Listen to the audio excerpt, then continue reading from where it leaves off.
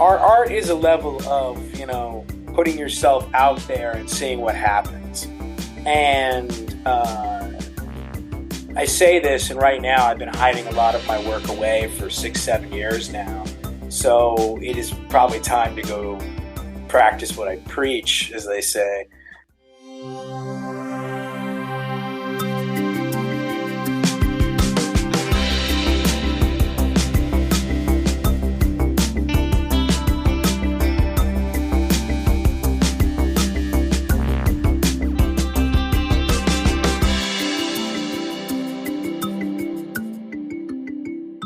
Andrew, I appreciate so much you taking the time to speak with me today. I'm actually really looking forward to hearing more about your work, both as a photographer and as someone who makes books of photography through Zatara Press. Mm-hmm.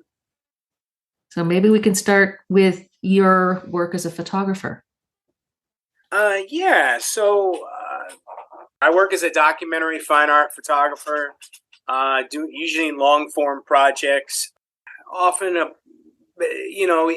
project will consist of a subject or an idea. Sometimes I kind of have a number of ongoing projects. I once followed an individual, Beth, who then we documented their house and this alternative lifestyle, which became the book Argyle Lane, but we didn't know where that was going. And so that's an idea of this loose concept. I knew I was documenting this person in this collaborative sense of getting close and photographing this, at the time, stranger who would go on to be one of my good friends. And then we photographed this entire house until they all kind of separated and went their own separate ways. And that's an example of something organically kind of happening. I also have these day in the life work that I do, which has kind of become this long form project, which is Light of a Fading Sun. The book I made was a part of that. And I'm Not Here, Calypso, which is kind of the prequel to that. And the long overdue to be published one day, Death by Misadventure, which is supposed to be the sequel to Light of Fading Sun. But the great joke of working in photography is that, at least in my function, is that you photograph a lot when I have the time, when I'm not always doing books for other people publishing, and you photograph a lot, and then you mine that archive in some function. You have these themes and these projects and categories and lists, and maybe lists of freshwater springs or something that you're photographing, but then you have to mine this. One disadvantage of that is it takes a long time to do this, to make a book or an album, or to make, this piece of artwork in long form, because you're getting hundreds and hundreds of images to scale down, somewhere usually between a sequence of 25 to 85 images. But because you've waited so long to do something in periods of 5, 6, 8 years or something, it actually does get the advantage if I can then use my editor's eyes that I use for other people with Zatara Press on my own work, because I'm very much a different person sometimes by the time I'm finally getting around to finally trying to complete the next project.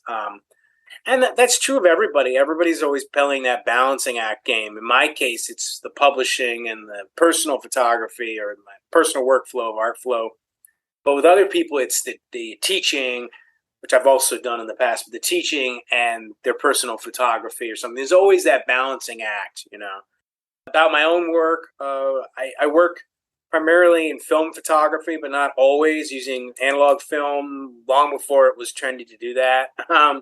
It's come full circle, but that was mainly because of a visual aesthetic look that we were doing, working in 120 or 35 millimeter or in black and white, because of the variables and the ability to, there's all sorts of decision-making processes that you can do in black and white film, 50, 60 different variables that can change a look and an aesthetic concept, which changes the difference between a Mark Steinmetz looking image or a Dato Moriyama looking image. So, what attracted you to photography? I kind of fell backwards into photography originally. I used images to capture and tell these stories in this documentary work, but I had started originally in archive work. I worked in archives. I have an undergrad in history, archiving, among other things. And I was digitizing negatives, and I was interested in the photography. And it just became this natural kind of progression backwards out of that. I wasn't satisfied working in the archives. I didn't like being in HEPA filtered fluorescent rooms with no windows, which is to each his own. I have friends to this day that do that. But for me, I realized at a point into it that I wasn't happy with that. But it exposed me to film and negatives kind of backwardsly at the early aughts. And then I went from there to wanting to make that and finding a camera and finding equipment, and I decided I was going to make this short film that no one ever saw. But that's besides the point. But I started in this videography short film world and decided, well, that's not for me. Which is funny because the opposite, the industry has gone completely that direction, commercial wise. But in fine art, what I was more interested in, I went down more into how can I capture this beautiful still image and the master making a beautiful print, a master print, and the art of printmaking and that function, both digital and analog printmaking for photography. And so that's kind of what drew me into that, was all these things. And it's a culmination. Your life leads you on a journey, this culmination of these different things you did. I'd worked in the theater at one point, so like I was interested in direction and interested in dialogue with people. Later, I would get more refined skill sets and education in it, but at the beginning, no, it was this self-taught thing that occurred. I was curious, so long form, when you say long form, you mean over multiple years? Is that what that refers to? Yeah, so you have short form and long form photography in some function. A short form could be an editorial piece or something where you're sent out working commercially or editorially to do 3 days on carnival people at the state fair or something. That could be short form, and you make a short form essay setting about it. Long form is about taking a project and you spend years searching for images or going through images. Some of the reason long form is so long is because we're always having to do multiple things. If you have one grant and you have enough money, you might be able to do that in a shorter period of time. But usually that it has to do with money and time and availability of your own life, especially the older you get too. And so you see a lot of people like knock out more projects when they're younger than when they're older. That's one of the reasons people do that. Yeah, so long form is usually in the concept of the number of images too. So there's usually more images. It's very easy in today's world with capture devices, anything that captures an image or a photograph is a capture device. It's very easy to make a singular photograph, one photograph, a good photograph. You do it probably every day with with an iPhone in your pocket. I use an iPhone, but you do that every day. But it's very difficult to create a sequence. And in sequencing, you create a dialogue with images, and those dialogue talk to each other, and they inform each other, and they work together to create something greater. And that something greater can be a book, doesn't have to be a book. You can create a smaller sequence in a short form in editorial or something like that. But it can also be longer, by both numbers of images or by intent of the weight of the project. So it's what you're trying to say as the artist. I have friends who work in all these different ways. And in terms of the stories that you're interested in documenting, what are the stories that tend to attract you? Usually it's something that's different. It usually happens organically. It's like I know I wanted to make a project, but then I kind of fell into Argyle Lane. Or my daily life work that continues is what fills in between these longer projects. I've been photographing the eastern shore of Virginia, which is this very odd piece of land that is a peninsula that sticks out separate from the rest of Virginia. It is not connected to Virginia. It's connected to Maryland and Delaware as part of the greater Delmarva Peninsula, which is a geographical location. But the Virginia state section of it, I've been drawn to because it has its own unique culture and language and people separate from the rest of Virginia. It's accessible within a 4-hour drive from where I live. What am I trying to say with that project? Don't really know yet. Sometimes you make lists and you're photographing locations and places and you're running into people you're not expecting and you're taking portraits of them. And I don't fully know what that's trying to say, but I know it's something about a uniqueness and a different, which might be a reflection of the outsider that I feel in the art world, and that it's kind of this outsider place in Virginia. I don't know, I might be going on a stretch there. It's hard to quantify some of this while you're in the middle of a project, for sure. But that's just an example of one of the current projects I have ongoing.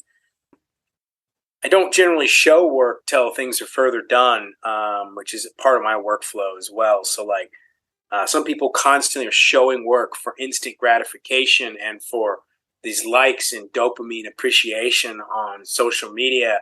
And I tend to hold back and then release something completed.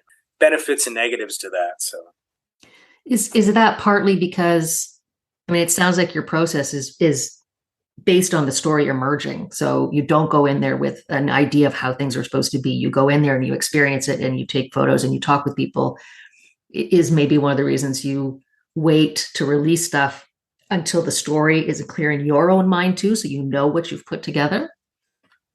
sometimes you just don't know when things are done yet. I went out last fall after about 7 years in the Eastern Shore, and I was like, "Oh, I'm going to photograph this, and I think this will be the last one."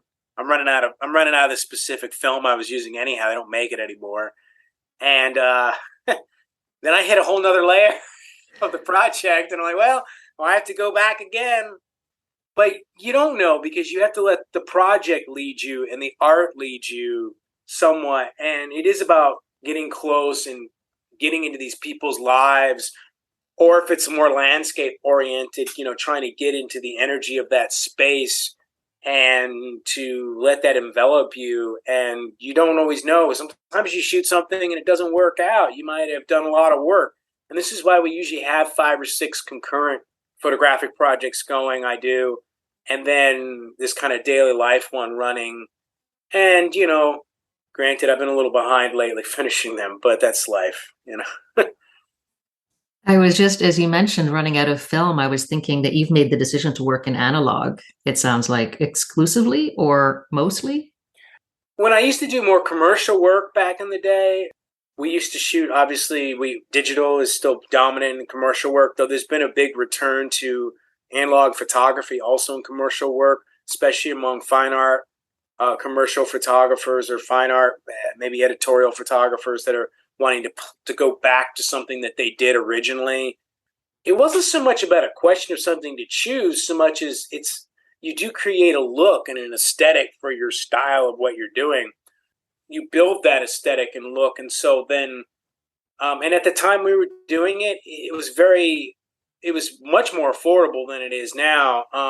I have assistants and come and work for me and students sometimes and apprentices, and they're just amazed at all the equipment and all this stuff. And I'm like, well, yeah, because people were getting rid of it 20 years ago. They were tossing it out, and 15 years ago you could get any of this stuff for free and for nothing. And now like they're all looking for it, and the prices are going up because of that. And films raw material costs have brought the price up. But there are a lot of films being made. There are new films coming out.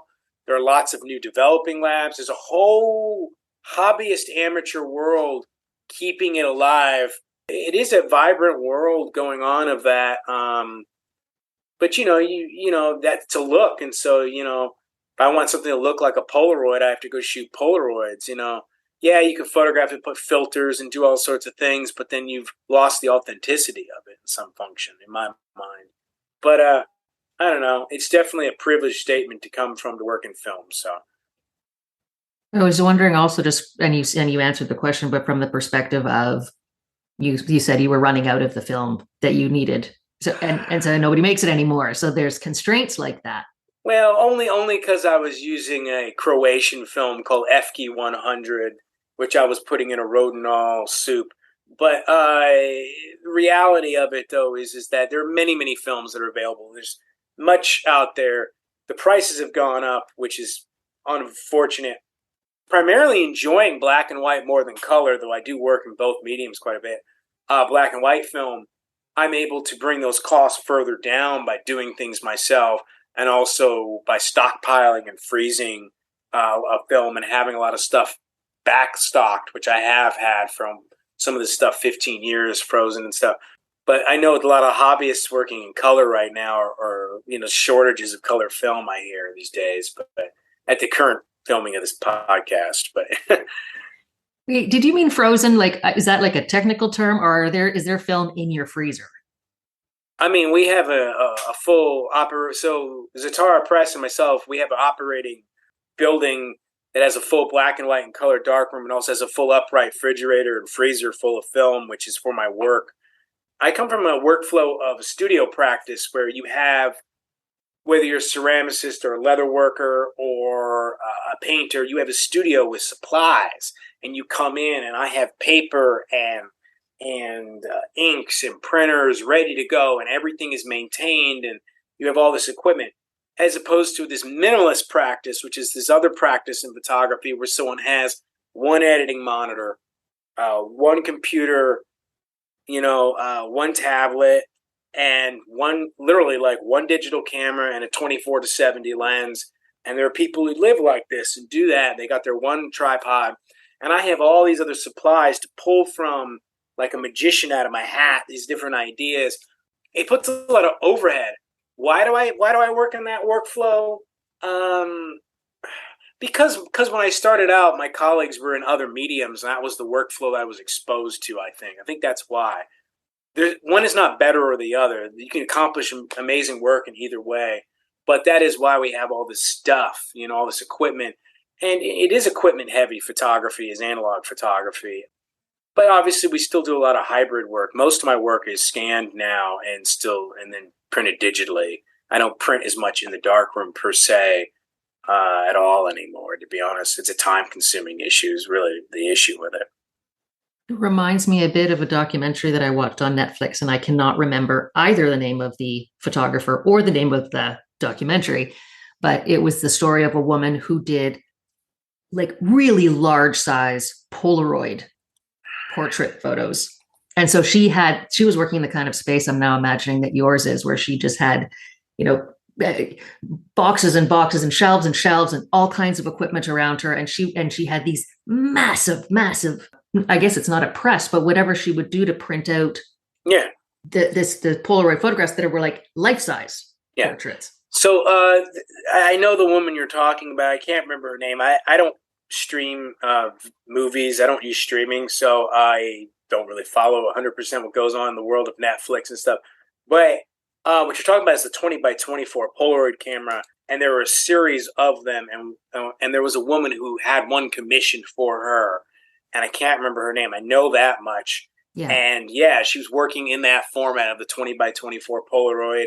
Sadly, I had access to it at one point, but I wasn't available to go down to Durham, North Carolina to work with it, and so I've never used it. And there's still two or three of them floating around with stockpiled chemistry, and they make the packets themselves. And there was, at least as of a few years ago, I haven't followed up on it recently, but there's a certain beauty of the instantaneous of Polaroid. I work in Polaroid a lot still, or instant film as we call it, which covers all manners of instant film. But the beauty of it coming out and it being there, done as the positive, as the original one-off, and its limitations and imperfections being part of the beauty of it as well. That's part of that wabi-sabi, the imperfections of it. You can't try to create the imperfections, but if it brings it accidentally and organically, that becomes a function of the beauty of that look versus a different aesthetic. I love that concept of wabi sabi. And even like I try to apply it to myself. I'm like, Sarah, you're a bit broken. You didn't plan for that to happen. The cracks are just coming naturally, and it's okay. It's part of what makes you you. Yeah, wabi sabi has been a large part of my personal workflow, and it's a function of Zatara Press's design aesthetic. But it's been in my personal workflow since tried to figure this out. I think it's 2006, early spring of 2006, where I was introduced to this book from a colleague of mine, Leonard Corin's book about wabi sabi.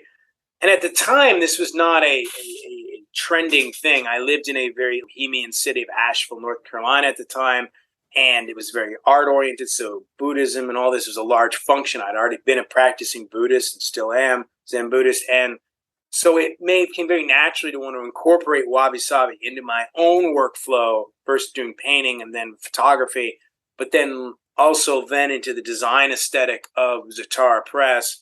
It's the imperfection and the warm that is beautiful, but you can't like artificially create it, and that's a problem. And then around 2018, it became real trendy, along with every other thing in social media and the internet. And so now it's like their whole podcast about wabi sabi and stuff, and people are breaking pottery to put it back together, and they're missing the point of it is the energy of the use and the love of something becoming wabi sabi, or the wabi sabi of it being a natural aesthetic of the material choice, not the creation of I'm going to create something that looks this way. And there's a lot of that, and they're missing the fact that it's not really a definable concept. It's an undefinable idea. It's more of a way of being and a way of feeling. If that makes any sense. Yeah, no, it's interesting. I'm curious now to ask you about your workflow, your process. Where were you seeing wabi sabi? Like you said, it's not a deliberate practice. It's something that emerges with use and care over time. Where would you have seen wabi sabi, or how did you think of introducing it into your practice? Material choices is part of it. We talked about like the limitations of the Polaroid medium, its limited dynamic range, its limited color palette. There are ways around some of these other limitations. Like a lot of why people think Polaroids look a certain way is just because they're shooting on the older cameras, and you put a better lens on it, you get a sharper image. But still, like you have these limitations in that function. But at the same time, you want to make this beautiful black and white print that doesn't have dust marks and all this other stuff. So some people think not being good enough means, oh, it's like it's kind of like Picasso has to be able to like do this beautiful illustration before he can then deconstruct what he is doing. And I think that's an issue that's going on in photography. Right? There's a lot of deconstruction because of a lack of knowing how to actually do it the right way. Be it a beautiful black and white print that's spotted and dusted correctly, be it digitally or analog, that doesn't make any difference here. And or something, and so these mistakes become this imperfection becomes the beauty of it. And there's this snapshot camera aesthetic that's become very dominant in the Instagram community world of hobbyist photographers, and that has become this thing, and they're embracing their inability to actually make a correct image from a classical sense. And I think once you know that, then you can deconstruct again and work in maybe cyanotypes, or work in a different medium, photographic output medium. But yeah, for myself, that's kind of what you battle. What's good enough? What isn't good enough? For me, that's a love of the grain. I love grain in film. It's one of the reasons I still work with film. Yeah, you can add grain digitally. Yeah, you can. There's ways to make it look good. Don't get me wrong, and different ways than just hitting a filter on Lightroom. Believe me, there's more advanced ways than that. But that look that I want to control, I can control that with chemistry and agitation and temperature and all these other things to create this thing. But sometimes mistakes happen, overexposures, double exposures, and you can use those mistakes in your advantage later. So You speak about the art in such a pure way. There's something really nice about the way that you approach it. And I don't want to call you a purist because that just sounds a little bit insulting. I'm not sure why, but I just want to say that you approach from a pure interest or a pure love for what you're doing. I love photography and the act of photography in all its forms, digital, analog, and different mediums, different print mediums of it, alternative process. Clearly, we published Lisa Elmalay's Everglades book because I loved seeing those wet plate collodion images. But at the same time, it isn't a purist. I think it's a romantic in love with the medium. However, the industry I hate whatsoever. And I hate what social media has done to it. And it has taken something, it's always been the most democratic of the art forms. I had a conversation with Dwayne Michaels about that one time. It's the most democratic of the art forms. And it truly was. It even was from the original Brownie camera at the turn of the century to each one of the movements in what we call consumer hobbyist photography, be it in the late 30s, the early 50s, the 70s, and now in the present day with the iPhone. So it's always been that. But as we've simplified it so much and automated it so much, we've taken some of the mystery out. And that's why you're seeing a return in the consumer level to film. These kids, and I mean mostly under 32, they want a mystery back. They're lost in life. And it's not just younger people. Older editorial photographers will come and ask me for advice. It happens all the time because they're wanting to return to find that crystalline vision of what they loved at one point that has now been so simplified and automated. And so the censor does a lot of the work now. So they're wanting to return to film or return to large format photography. And you're seeing a lot of that in the fine art world. It's an interesting time. I'll say that much. So I'm going to just zig over, and I think we're kind of approaching it, but I'm going to deliberately zig over to ask you about what you think of the idea of vulnerability and where you might see it at work in what you do. So when we make art, we're always being vulnerable. We're having to expose ourselves as we submit to shows, and then we get these rejections or acceptances in this function of being a working artist. But the vulnerability is also every time you make a body work, you're putting it out there for judgment by the audience or by the viewer. And that viewer brings part of it to themselves, and you bring part of what you're trying to say. And somewhere in the middle is where you hope that you two come to some like mind. But that's kind of an overall thought. But in documentary work, the vulnerability is about getting close and creating these relationships with these people and creating these this boundary or this interaction to expose yourself. And in long form work, where you'll spend years with a subject or an individual, you might lose yourself in that, and then you spend years trying to figure out who you are again afterwards, which is not always talked about as much in documentary photography, and should be. But this idea of getting lost in the project, and it happens in filmmaking. Examples of that in filmmaking is Apocalypse Now or something. This arduous getting lost in this function of making a film.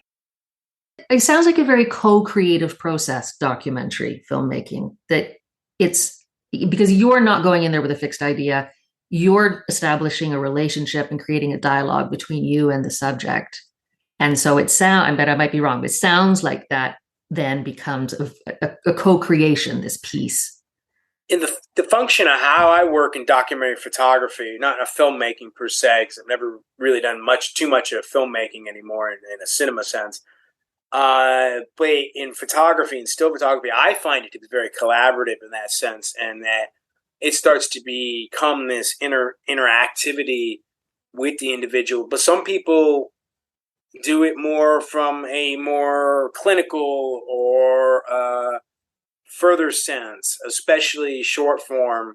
But it's style is what you're talking about here, and workflow. Not one is not better or worse. Beautiful images can be made in either function. Right. But there's an exposure of yourself with that individual, getting lost with them, and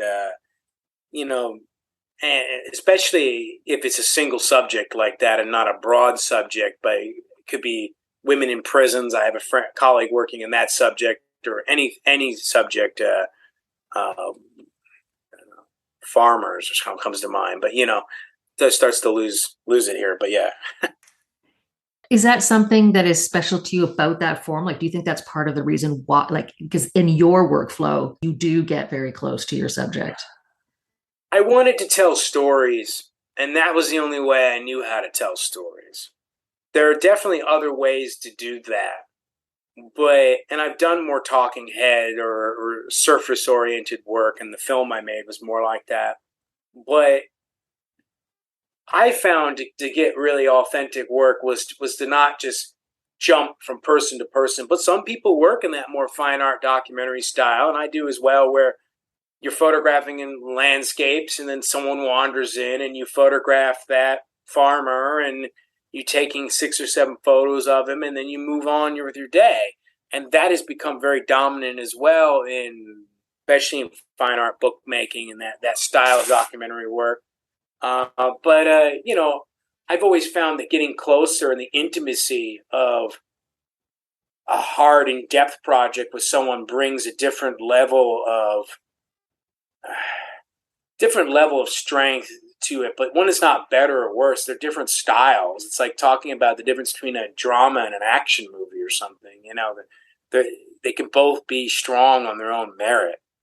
Yeah, no, fair enough. Fair enough. I'm wondering if you would share one of the more powerful stories that you've told through your work, the one that resonates closely with you. Well, sometimes it's not about what you photographed. Sometimes it's about what you haven't photographed. And so I was working on this film that no one ever watched, which was almost basically like a kind of a culmination of an undergrad in some function. But I made this short film that I went around filming for 8 months in standard definition with DAT tapes and things like that to date myself. But you go around randomly meeting people and photographing, which also doing landscapes and establishing work. And I was in Reno, Nevada, and I was in this coffee shop, and this interesting guy came up, and he's in his little wheelchair, and he was a small little individual, and he was a drag queen as well and a hairstylist.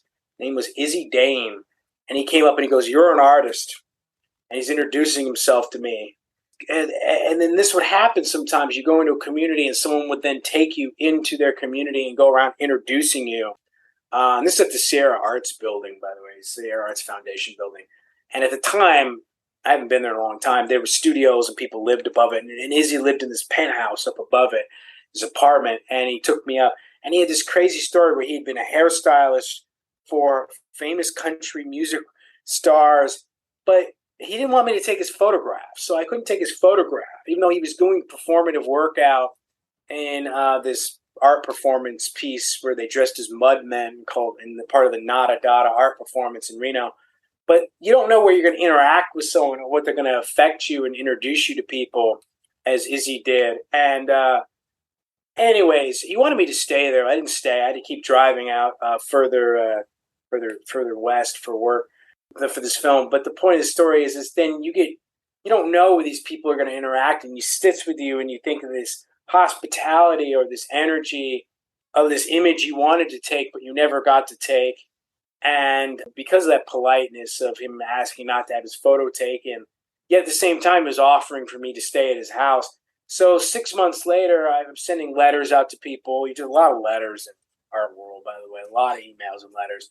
And sending letters out to him, and I've sent this letter. I never got a response. And then I found out later he had died a few weeks after that. And then I found that to be this really interesting, wow, what if I had stayed there, or maybe I had photographed him. But those photos not taken can be almost as powerful as a powerful moment where you've actually captured something with a great sunset or some amazing kiss in a house or something that you photographed. Those can almost be as important. So I think people need to hear that sometimes, because they'll kick themselves or they won't. They'll think, "Oh, I needed that," but maybe that energy or those interactions or that involvement with that individual introducing you around is more important than actually making the image. Sometimes Minor White talks about making images in your head, and that is the image, and capturing them, and not necessarily always the idea of the image. The image doesn't really have to exist as the capture or not. Sometimes it's fun just to tell someone to go photograph with nothing in the camera, as an assignment. But maybe that's the Zen in me coming out. But Oh, that's interesting. I like that. Did he explain why he didn't want his photo taken? it's funny. This is a long time ago now. So I don't think he wanted his. It's funny because there are photos of him I've found in the past on the internet occasionally, but I don't think he wanted his photo taken. I think he was being bashful in some function. I don't know if he knew there was health stuff and other things going on in his life And that was something I wasn't aware of, like I said at the time. But it was interesting like that. And then you wish sometimes you had spent more time with these people, any of these people, photography and art in general is sometimes such a transient thing in some function as a project comes and goes, and you don't realize till after you're in it that what you were in was this important moment in time, and then it goes away, and then things change. It made me think about how people they expose themselves to you. And when you're having your picture taken, you never know as the subject really what it is that you're showing about yourself in that image and what that person is going to capture and what you're revealing in a way that maybe you didn't want to, or at least you hesitate because you don't want to show yourself or see yourself from somebody else's eyes. Well, there's no purity in photography, and that's something that there's this illusion of this idea of the camera takes this impartial image. That's a load of shit. The reality of it is you've already made so many decisions as the artist, not just the framing, which everyone always goes to framing of the image first in the camera, but you chose what lens to use, the sharpness of the lens, what film stock or digital capture. You've chosen the lighting, the situation, position. Then you're interacting with this person, dialoguing with them. If you're taking a portrait, let's assume you're taking a formal portrait. Are you going to be more journalistic? Are you going to be more fine art? A lot of fine art documentaries, and I swear sometimes it feels like this, shoot somebody from a middle distance, have them wait till they don't smile, shallow depth of field, sad face.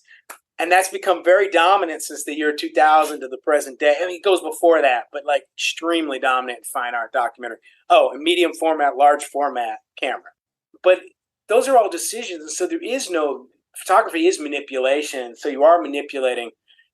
And that's why some people feel like, oh, I didn't add any myself. It's just the other people. And I think that's nothing. I think it's both, but it's all these decisions that you're making. And something like the book Argyle Lane was very much this collaboration, all these decisions we were doing at the time. One of the decisions I wanted Beth, who's now known as Eli, I wanted Beth to be in every one of the frames, which is probably a decision I wouldn't make today as a photographer. But at the time, that's one of the things I wanted. And I locked myself into one film and one developer, Tri-X and Diaphon, and one lens, a 35 millimeter lens, 35 on a 35. And those were choices I made. Not that I couldn't have done the whole project in a Mamiya twin lens, 2.25, which I did for many, many years. I still work in that format. But we kind of just chose these limiters, But because you're making art, you're experimenting and doing all these other things. And so there's all this ephemeral stuff that is not incorporated into that, which is interesting to think about. Everything gets cut. When you're editing a book, like we edit for Zatara Press, there's a great deal of what gets cut and taken away from art and that function. Same with whether it was Argyle Lane or a book we're making later. There's all this. Eli was making art, and we were doing Polaroids or doing other work. Eli starts working for me as an assistant. There's all this other stuff going on that's not gets seen. So you only ever see a part of the picture. Always, whenever you're making art, you never see the entire thing. Yeah. I find that really interesting. And just the idea of constraints. There's the constraints you impose on yourself. I do that to myself a lot. So I'm going to work in the box as a box that I'm making, but I'm going to work in this box. But there are so many other things that you don't control that also come over to influence what you're doing, which I think is what you're saying. And so there's always this interplay between what you can determine and what emerges. And there's some of the illusion maybe that we have more control than we think we do over the work that we're doing. Yeah, I agree. That's cool, though. You're so technical in the way you describe your process. I find that really interesting that at the same time you have that and you go into a project not having an objective. Well, you have objectives and ideas, but it's open-ended. And so it's interesting. I come from this. There's other people who work like this, other colleagues of mine. I'm not the only person by any stretch who might have all this knowledge. And then you have to have this to then kind of throw it away out there and as a whole example, postmodernism, throw it away out there, and and and so it becomes second nature. So you're not out there trying to think about that, and then you're just making the work. And you have a warm up period too. So it's kind of bad that we're not always doing this. Like the fact that I spend a lot of time on Zatara Press, the publishing company, which is an extension of my workflow, obviously my practice. But I spend so much time on that. Making my own images gets neglected. So you almost need this period where you warm up again. And I was doing a gig for a day in the life, which was shot digitally, as an example of me still doing digital work occasionally. I shot this day in the life not that long ago of a colleague of mine running for city council in Asheville, and he's an old time piano player. And so we're photographing this day in the life, but you almost needed like an hour or two to warm back up because I hadn't done that level of intensive all day, every day photographing him like we used to do in some time. Because even now I'm doing more of that kind of fine art trip oriented work, like in the Eastern Shore, where, yeah, you're out there, but I'm not following one person out there at any stretch of the imagination. So it's not like this like level of intensity of with this friend of mine, Andrew Fletcher, this intensity with him, or when we were making other projects. Yeah, that's the great balance we all try to figure out as an artist. So, the time game. So So it's so interesting. I love listening to people talk about the work that they do. And you are so focused on process. I'm obsessed really with process. that's interesting. I don't think of myself as much of a process heavy photographer or artist as some colleagues of mine are very process heavy. They're photographing this image. Okay, first they get the model, and then they put this model down on a beach, and they photograph this model, and they've got to do it in this certain camera, else they can't interact. How you choose a camera ergonomically also really very much affects how you interact with something. But regardless, they have to make this choice. Now they've got this, but now it's got to be a photogravure with a gold tone. And now they need to put some painting on it and talk about process, And I don't feel like I'm that process driven, but in some function, I guess I am the way you're describing it. But those are the questions you're asking. But yeah, I think a process is like all these steps this individual had to make this final piece, almost strays into mixed media in that function. Okay. And maybe I'm not using the right words. I think it's when, you talk about your workflow and your practice. Yeah. You have a very specific way of going about the work that you do in terms of the decisions that you make, not necessarily the physical parts of it. Yeah. I get what you mean by that. Yeah. And that we all do, as artists, we all have to have our own workflows. If you're a working artist, there's always the people, oh, I'm an artist. It's very trendy right now, very cool to be an artist. When I was starting out, everybody wanted to be a musician. And that was the big thing. Everyone wanted to be a musician. I bought guitars. I can't play a guitar to save my life. I bought guitars. We bought things. I still buy guitars. I don't know why. But the point of the story is everybody wanted to be a musician or a drummer or whatever.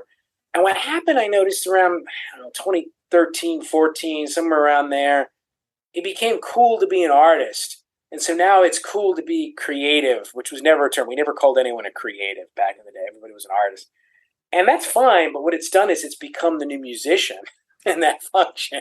So now everybody wants to do this. They're like, oh, I make art. And they shoot like a roll of film every like 6 months.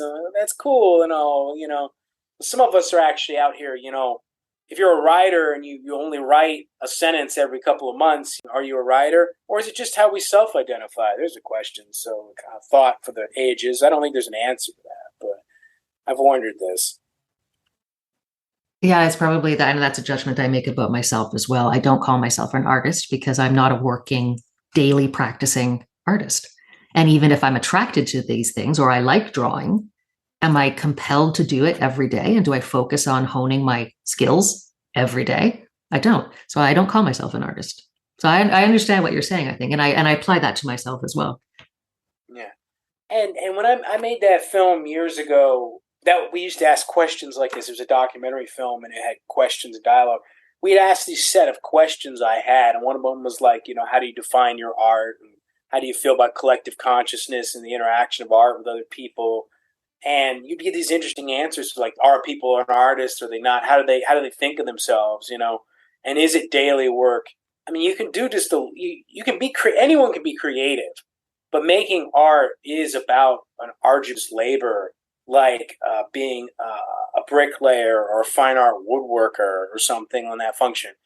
For years, I tried to have my family understand what I do, which is something we probably all struggle with. And I swear, I think all of us do. And my father came up with this analogy because he actually figured out what I do finally, which is kind of amazing. And it's this idea that says you own a hammer and I own a hammer and my neighbor owns a hammer and a handyman owns a hammer and a fine art woodworker owns a hammer, but we all use it differently. And that's what a camera and photography is. But everybody thinks they're a photographer now. But in reality, it's like having a hammer, and I think of myself in that like a fine art woodworker and a craftsman in some function, as opposed to a handyman or a nice neighbor who might have a hammer and use it to hang a picture once in a blue moon. Yeah. No, well, I don't really mind what other people call themselves. I just think about it in terms of what I'm comfortable calling myself. And I think what you're saying is very valid. Yeah. Interesting. All Thank you right. so much. Well, thank you so much, and definitely we'll keep in touch.